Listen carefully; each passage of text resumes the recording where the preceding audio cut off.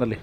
Sir ಇಬ್ಬರು ನಮ್ಮಲ್ಲಿ competition ಅಂದಿದ್ದಾರೆ ಎಲ್ಲಿ ಬಿಜಾಪುರ ಜಿಲ್ಲೆಯಿಂದ. ನನಗೆ ಗೊತ್ತಿಲ್ಲಪ್ಪ. ನಾನು ಒಂದೇ ಹೇಳ್ತೀನಿ, ನನಗೆ ಯಾರು ಕಾಂಪಿಟೇಷನ್ ಆಗಿದಾರ ಬಿಟ್ಟಾರ ನನಗೆ ಗೊತ್ತಿಲ್ಲ.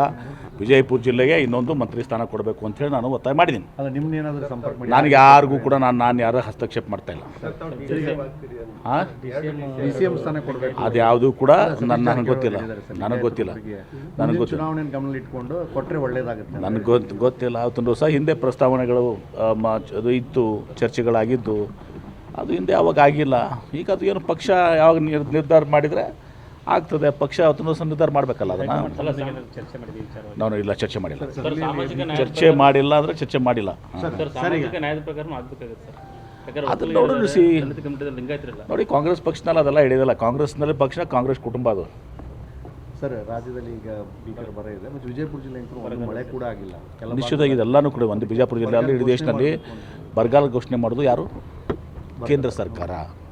ಮಾನದಂಡಗಳಿದ್ದಾವೆ. ಆಗಸ್ಟ್ ತನಕ ಇವತ್ತೊಂದು ದಿವಸ ಅವ್ರಿಗೆ ಒಂದೇನು ಮಾನದಂಡ ಹಾಕ್ಕೊಂಡಿದ್ದಾರೆ ಅವರು. ಆದರೆ ಅದು ಉಪಯೋಗ ಆಗೋದಿಲ್ಲ. ಈಗ ಆಗಸ್ಟ್ ಆದಮೇಲೆ ಅದೆಲ್ಲ ಮಳೆ ಬೆಳೆ ಎಲ್ಲ ಅವಾಗ ಲಾಸಸ್ಸನ್ನು ಕ್ಯಾಲ್ಕುಲೇಟ್ ಮಾಡೋರು ಕೇಂದ್ರ ಸರ್ಕಾರ. ಆದರೆ ಕೆಲವು ಕಡೆ ಇವತ್ತು ಏನೂ ಮಾಡ್ಲಿಕ್ಕೆ ಆಗಂಗಿಲ್ಲ. ಒಂದೇ ಬಿತ್ತನೆ ಆಗಿದ್ದು ಹಾಳಾಗೋಗಿದೆ. ಪುಣ್ಯಕ್ಕೆ ಸ್ವಲ್ಪ ಅದರಲ್ಲಿ ನೀರಾಯಿತು, ಡ್ಯಾಮ್ಗಳು ನೀರು ಬಂದು ಇವತ್ತು ಸಹ ನಾವು ಬದುಕಿದ್ದೀವಿ ಕುಡಿಯೋಕ್ಕೆ ನೀರಿಗೆ. ಆದರೆ ಕೃಷಿ, ಮಳೆ ಆಧಾರಿತ ಕೃಷಿ ಏನಿದೆ ಸಂಪೂರ್ಣವಾಗಿ ಈ ರಾಜ್ಯದಲ್ಲಿ ವಿಫಲ ಆಗಿದೆ. ಮಳೆ ಆಧಾರಿತ ಕೃಷಿ.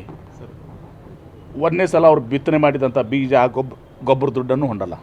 ಸರ್ ಈಗ ನಮ್ಮ ಆಲ್ಮಟ್ಟಿಲಿ ಏನು ಸಮಿತಿ ಮಾಡಿದ್ರೆ ಸಮಿತಿ ರೈತರು ಕೂಡ ಇನ್ನು ಆಗ್ತದೆ ಅದು ಆಗ್ತದೆ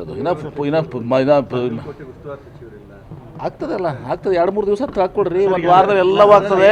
ರೈತರು ಕೂಡ ಸೇರಿಸಬೇಕು ಅನ್ನೋದು ಅದೇನು ಅದು ಫಾರ್ಮುಲಾ ಏನಿದೆ ಗೊತ್ತಿಲ್ಲ ನನಗೆ. ಯಾದಗಿರಿಲಿ ಆಲ್ರೆಡಿ ಸೇರಿಸಿದ್ದಾರೆ ಸರ್. ಅಲ್ಲಿ ಅದನ್ನು ಗಮನ ತರ್ತೀವಿ ಅಂತ ನಿಶ್ಚಿತವಾಗಿ ಒತ್ತಾಯ ಮಾಡೋಣ. ಕಳೆದ ಜನವರಿ